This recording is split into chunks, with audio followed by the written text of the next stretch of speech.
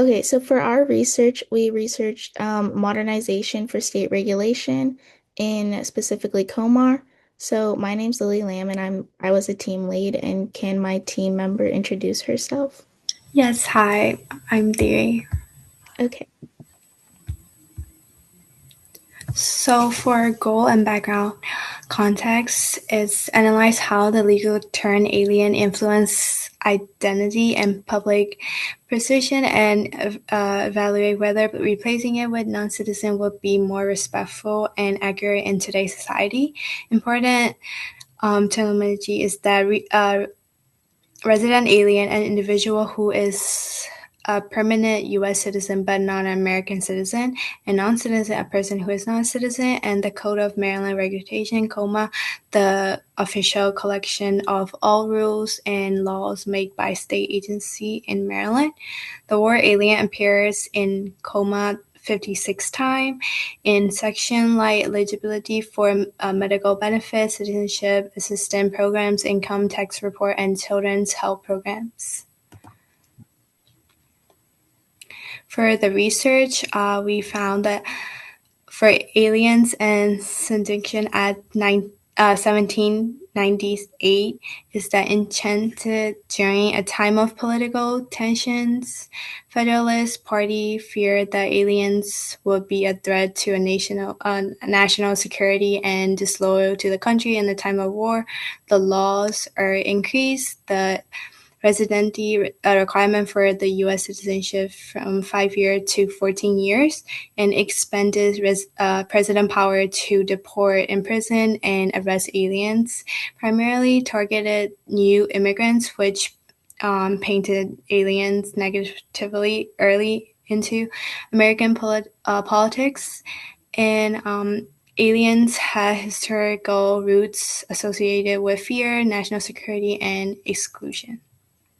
Okay, so for the research in Maryland, theory touched on this, but the historical use of the term alien connects it with ideas of suspicion, foreignness, and exclusion, and its repeated use in government policies shaped how non-citizens are perceived by the public and federal/state institutions. Alien and non-citizens have nearly identical legal meanings, but carry different social implications. So the term alien has a negative connotation, while non-citizen is more neutral. And the way individuals are addressed can influence how they understand themselves and how society views them. The word alien frames non-citizens as outsiders, which minimizes them to a legal status and ignores the history that shapes who they are. And so for our legal recommendations, um, we said to conduct a review of where the term alien is and its variations throughout COMAR and replace it with appropriate modern alternatives like non-citizen wherever it's applicable. So this would look like allowing Maryland agencies to assess each term, looking through its purpose and context, implement changes gradually as the state agencies update existing regulations, and consult with state agencies, legal experts, and the Maryland of state documents. And yeah, so thank you. And are there any questions? Thank you, team, for this presentation.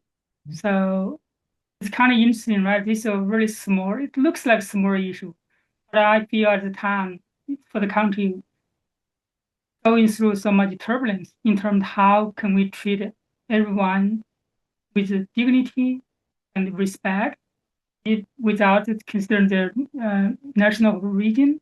So I feel use a more neutral term will be really helpful. That's the reason I want you to do some research on this issue.